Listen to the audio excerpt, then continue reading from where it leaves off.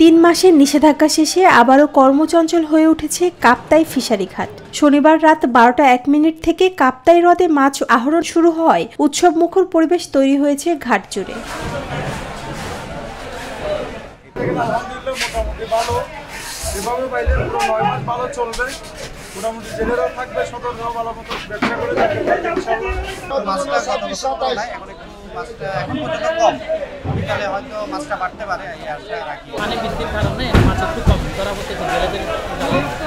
প্রচুর পরিমাণে মাছ পড়ছে, মাছের কোয়ালিটি গুলো ছোট, আরো কিছুদিন বাদ দিয়ে দেখতো মাছের কোয়ালিটি গুলো কিন্তু যথেষ্ট পরিমাণ মাছ পড়তেছে।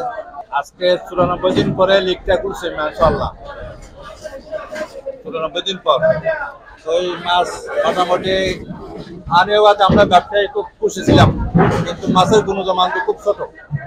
রোববার সকাল থেকে ঘাটে মাছ নিয়ে ব্যস্ত সময় পার করছেন জেলে, ব্যবসায়ী ও শ্রমিকরা।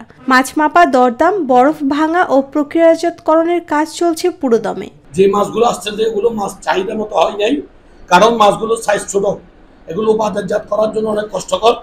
আমার মনে হচ্ছে আরো কয়েকদিন লেগ পিছিয়ে দিয়ে করলে মাছগুলো বড় হতো। 1 মে থেকে 31 জুলাই পর্যন্ত 3 মাস মাছ আহরণ নিষেধাজ্ঞা ছিল। পরে প্রস্তুতির জন্য আরও 2 দিন সময় বাড়িয়ে 2 আগস্ট পর্যন্ত জেলেরা বিশ্রামে থাকেন। কাপ্তাই হ্রদে প্রায় 27,000 জেলে মাছ শিকার করে জীবিকা নির্বাহ করেন। গত মৌসুমে এ হ্রদ থেকে প্রায় 8,500 মেট্রিক টন মাছ আহরণ করে প্রায় 19.5 কোটি টাকার রাজস্ব আদায় করেছে বিএফডিসি। গত 1 মে থেকে 2 আগস্ট পর্যন্ত বন্ধকালীন সময়ে মাছ ধরা বন্ধ ছিল এবং আজকে 3 আগস্ট থেকে মাছ ধরা শুরু হয়েছে। আমরা দেখতেছি যে ফিশারি ঘাটে পানচঞ্চল্য ফিরে এসেছে।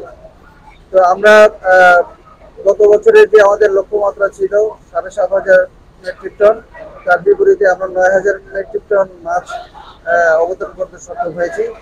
এবারও আমাদের একই ধরনের আমাদের লক্ষ্যমাত্রা থাকবে। আমরা আশা করব গতবার থেকে এবার আমরা আরো বেশি পরিমাণে মাছ অবদান করতে পারবো।